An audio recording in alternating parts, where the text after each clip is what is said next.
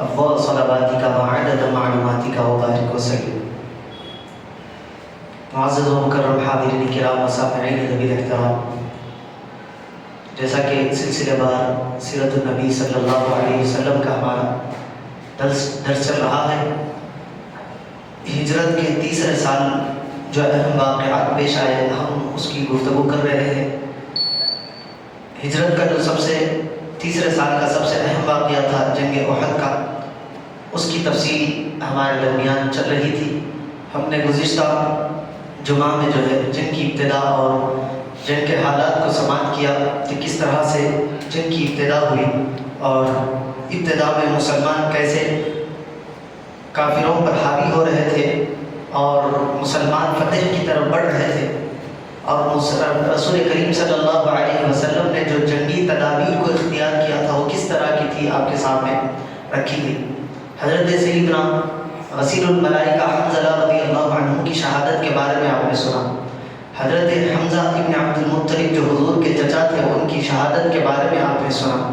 اسی طرح اور کچھ واقعات سنیدہ آپ نے سماعت کی، اور میں نے بات وہاں ختم کی تھی کہ جنگ کا جہاں سے پانسا پلٹا، مسلمانوں کی وہ فتح جو ایک شاندار ہونے والی تھی وہ شکست کی طرف کیوں مائل ہوئی، کیوں مسلمانوں کو اس جنگ میں نقصان ہوا، اس کی طرف میں نے اشارہ کرتے ہوئے چھوڑا تھا کہ وہ تھا اللہ اور اس کے رسول کے حکم کی نافرمانی۔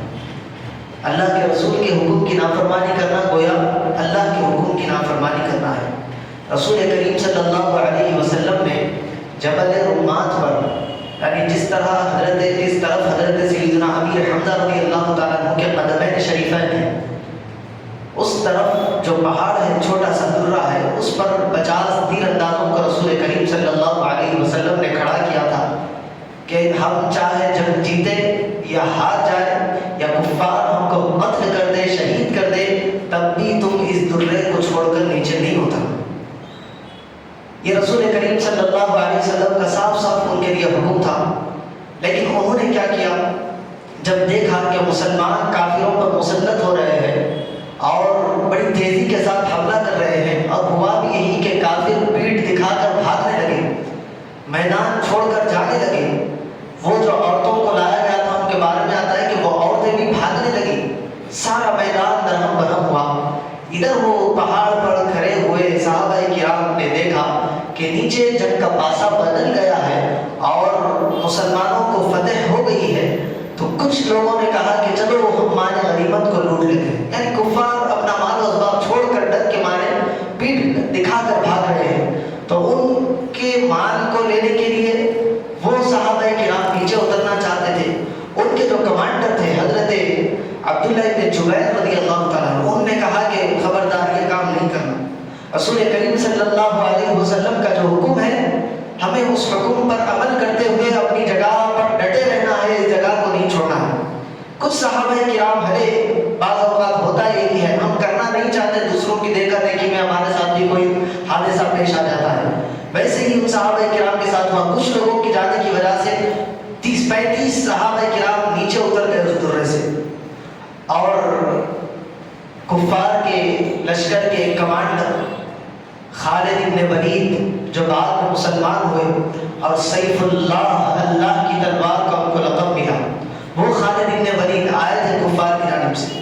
اب آپ کہیں گے کہ خالد بن ولید کا ذکر، اتنے بڑے کمانڈر تھے، بدر میں نہیں آئے۔ بدر میں ان کو مکہ مکرمہ میں کافروں نے چھوڑ کر آیا تھا، کیونکہ وہاں بھی چھوٹی چھوٹی لوگوں کی جنگیں چل رہی تھی، پورے لوگ مسلمانوں سے لڑنے کے لیے آئے تو مکے پر کہیں حملہ نہ ہو جائے، حضرت خالد کو وہاں کی ذمہ داری سونپ کر یہ لوگ بدر میں آئے تھے۔ اب احد میں حضرت خالد بن ولید جو ابھی مسلمان نہیں ہوئے تھے آئے، انہوں نے دیکھا کہ مسلمانوں نے وہ درہ چھوڑ دیا ہے جو ہماری کمزور کڑی تھی، کیونکہ حضرت خالد بن ولید 3 مرتبہ کوشش کر چکے تھے وہاں سے مسلمانوں پر حملہ کرنے کے لیے، اور 3 مرتبہ یہ درے پر کھڑے ہوئے صحابہ کرام نے تیر کی بوچھار کر کے ان کو پیچھے ہٹنے پر مجبور کر دیا تھا۔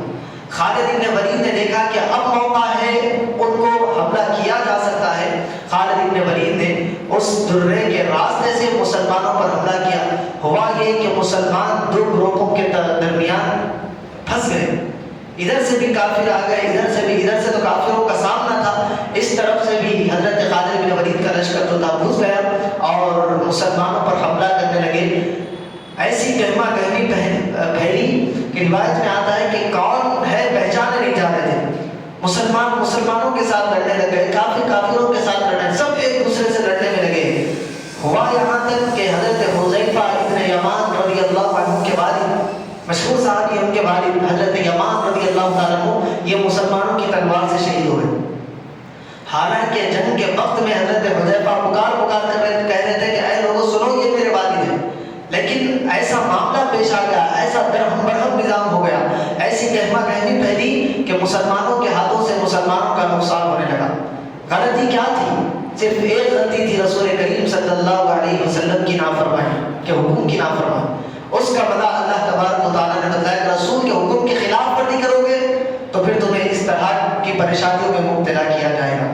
پھر ہوا یہ کہ اسی گہما گہمی میں حضرت مصعب بن عمیر رضی اللہ تعالیٰ عنہ، یہ علم بردار تھے مسلمانوں کے، مسلمانوں کا جھنڈا اٹھائے ہوئے تھے۔ ایک کافر نے حضرت مصعب کے دائیں ہاتھ پر حملہ کیا، آپ نے وہ جھنڈا بائیں ہاتھ میں لے لیا، بائیں ہاتھ پر حملہ کیا گیا، آپ نے اپنے سینے سے اس کو چمٹا لیا، یہاں تک کہ حضرت مصعب بن عمیر رضی اللہ تعالیٰ عنہ کو شہید کر دیا گیا۔ حضرت مصعب بن عمیر کے بعد وہ جھنڈا حضرت سیدنا مولا کائنات علی مرتضیٰ حیدر کرار رضی اللہ تعالیٰ عنہ کے سپرد ہوا۔ بعد میں یہی ختم کرتے ہوئے ایک اور طرف آپ کو لے جاؤں کہ کون حضرت مصعب بن عمیر رضی اللہ تعالیٰ عنہ۔ ہم سمجھتے ہیں کہ اسلام کیونکہ ہم کو آسانی سے مل گیا، ہم مسلمانوں کے گھر میں پیدا ہو گئے، ہمیں کوئی مشکلات کا سامنا نہیں کرنا پڑا، تو ہم نے اس اسلام کو بالکل لائٹ لے لیا ہے۔ نہ نمازوں سے ہماری محبت ہے، نہ دینی کاموں کی طرف ہم اپنا رجحان رکھتے ہیں۔ صبح ہو رہی ہے، شام ہو رہی ہے، زندگی یوں ہی تمام ہو رہی ہے۔ رسول کریم صلی اللہ علیہ وسلم نے فرمایا کہ نماز ایسی چیز ہے جو مسلمانوں کے اور کافروں کے درمیان حد فاصل ہے۔ جو نماز پڑھے وہ مسلمان مانا جائے گا، کافر نماز نہیں پڑھتے۔ ہمیں اپنے گریبان کی طرف جھانک کر دیکھنا چاہیے کہ کیا ہم مسلمانوں والے کام کرتے ہیں یا غیروں کی مشابہت کو اختیار کرتے ہیں۔ غیروں کی مشابہت اختیار کریں گے، رسول کریم صلی اللہ علیہ وسلم کی حدیث مبارکہ ہے کہ من تشبہ بقوم فہو منہم، جو غیروں کی مشابہت کو اختیار کرتا ہے اللہ تعالیٰ کل بروز قیامت انہی میں سے ان کو اٹھائے گا۔ تو ہمیں چاہیے کہ اپنے اعمال کی طرف غور کریں۔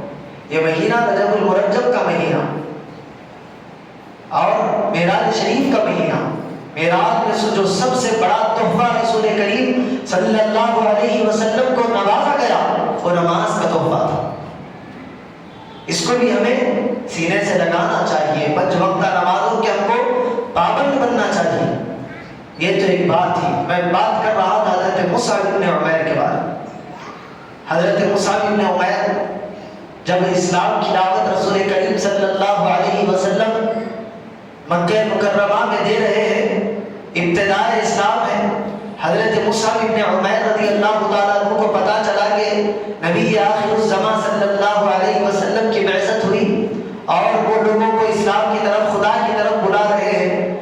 حضرت مصعب بن عمیر رضی اللہ تعالیٰ عنہ نے اسلام قبول کر لیا۔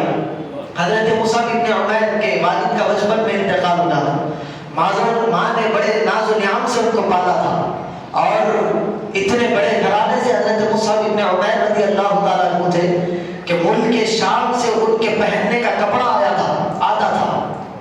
ہر وقت نیا کپڑا حضرت مصعب بن عمیر زیب تن کیا کرتے تھے۔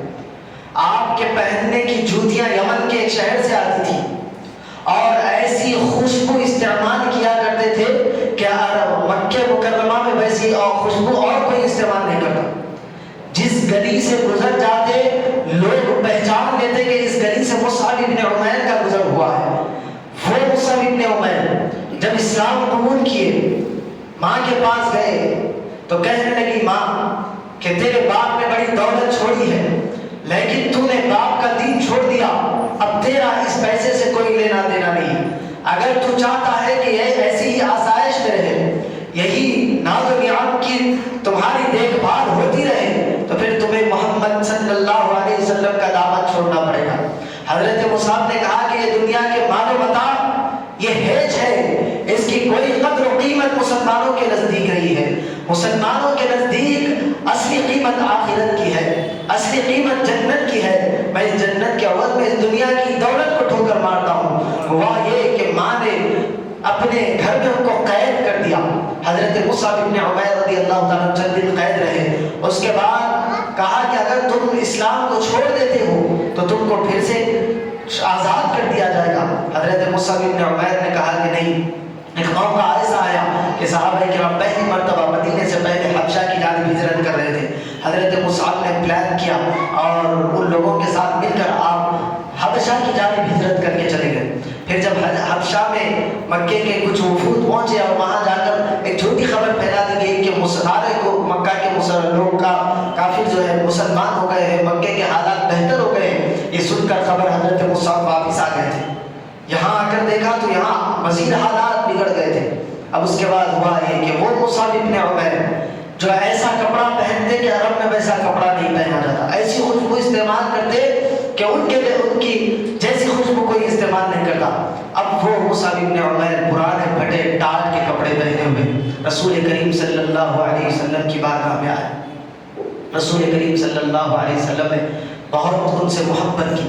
ہوا یہ کہ حضرت مصعب بن عمیر کو پہلی مرتبہ جب مدینہ منورہ میں اسلام پھیلنے لگا تو انہوں نے کہا کہ ہمیں ایک صحابی رسول عطا کرے تاکہ وہ مدینہ منورہ کے لوگوں کو اسلام سکھائے۔ تو حضرت مصعب بن عمیر کا انتخاب کر کے رسول کریم نے حضرت مصعب کو مدینہ بھیجا تھا۔ تو میں آپ کو جو بتلانا چاہتا تھا کہ اسلام قربانی مانگتا ہے، اسلام آپ سے آپ کا وقت آپ کا پیسہ مانگتا ہے۔ گزشتہ جمعے میں نے کہا کہ اسلام کا معنی یہ ہے اپنے آپ کو اس کے قدموں میں ڈال دینا، سرنڈر کر دینا۔ اسلام کا یہ معنی ہے اپنے آپ کو اللہ کے حوالے کر دینا، تب جا کر بندہ مسلمان بنتا ہے۔ اگر اپنے آپ کو اللہ کے حوالے نہیں کرو گے، اللہ کے احکامات پر نہیں چلو گے، پھر مسلمان کہنے کے اپنا نام ہمارا مسلمان ہو سکتا ہے، اب کام کے مسلمان نہیں کہلا سکتے۔ تو یہ حضرت مصعب بن عمیر جب شہید ہوئے تو ابھی آپ نے سنا کہ کیسی شایان شان زندگی آپ گزارا کرتے ہیں۔ جب شہید ہوئے تدفین کا وقت آیا تو صرف بدن پر ایک چادر ہے، چادر سر سے ڈالی جاتی تو پیر آپ کے دکھنے لگتے، پیر پر چادر کھینچ جاتی تو آپ کا چہرہ دکھنے لگتا، دوسری چادر بھی میسر نہیں ہے کہ کفن دے سکے۔ ایسا وقت بھی حضرت مصعب بن عمیر نے صحابہ کرام نے دیکھا، رسول کریم صلی اللہ علیہ وسلم کے جانثاروں میں دیکھا کہ وہ آئے تھے ایسے عالیشان گھرانے سے، لیکن یہاں آنے کے بعد جو قربانیاں پیش کی، جب انہوں نے قربانیاں کو دی، اپنے آپ کو رسول کریم صلی اللہ علیہ وسلم کا سچا غلام بنایا، تو اللہ تعالیٰ نے ان کے نام کو ایسا باقی رکھا کہ 1450 سال کے بعد بھی ان کا ذکر ہو رہا۔ اگر ہم بھی اللہ کی بارگاہ میں مقبول بننا چاہتے ہیں تو ہمیں اپنے آپ کو اللہ کی بارگاہ میں پیش کرنا پڑے گا۔ اللہ جس طرح چاہتا ہے اس طرح اٹھنا بیٹھنا کھانا پینا سونا جینا مرنا اس کے مطابق کرنا پڑے گا۔ اس کے بعد اللہ تبارک و تعالیٰ ہمارے لیے بھی ایسا نام ہمارا باقی رکھے گا کہ دنیا ہمارا نام، ہمارا نام یا ہمارا کام دونوں میں سے کوئی ایک زندہ رہے گا اور اس کے ذریعے ہمارے نام اعمال میں نیکیاں لکھی جائے گی۔ تو اس طرف ہمیں غور کرنے کی ضرورت ہے۔ اسلام کا مطلوب اور مقصود آپ سے آپ کا جو قیمتی وقت ہے، قیمتی مال و متاع ہے، وہ چاہتا ہے۔ اب آپ پیش کریں، آپ اپنے آپ کو پیش کریں، اپنے مال و متاع کو پیش کریں، اپنے وقت کو اپنے چیزوں کو پیش کریں، اس کے ذریعے اللہ تبارک و تعالیٰ کی بارگاہ میں آپ بڑے اولو العزم مقام پر پہنچ سکتے ہیں۔ ورنہ صرف زندگی اپنے آپ کے لیے گزار دینا، دوسروں کا نہیں سوچنا، ایسا تو جانور بھی جیتا ہے۔ جانور اپنے کھانے میں کسی اور کو شریک ہونے نہیں دیتا، یہ صفات جانوروں کے اندر ہوتی ہے۔ مسلمان وہ ہوتا ہے جو خود بھی کھائے، خود سے پہلے دوسروں کو کھلانے کی فکر کرے، یہ مسلمانوں کا منشا ہونا چاہیے۔ اگر ایسی سوچ لے کر آگے بڑھیں گے تو پھر مسلمانوں کو یقیناً بھلا ہوگا اور مسلمانوں کی فلاح اور ترقی بھی اسی میں ہوگی۔ اللہ تبارک و تعالیٰ کی بارگاہ میں دعا ہے کہ اہل سنت سے زیادہ اعمال صالحہ کی توفیق عطا فرمائے، رسول کریم صلی اللہ علیہ وسلم کے سچی پکی محبت عطا فرمائے، ان کے اسوہ حسنہ پر عمل کرنے کی توفیق عطا فرمائے۔ وما علینا الا البلاغ، والسلام علیکم ورحمۃ اللہ وبرکاتہ۔ انشاءاللہ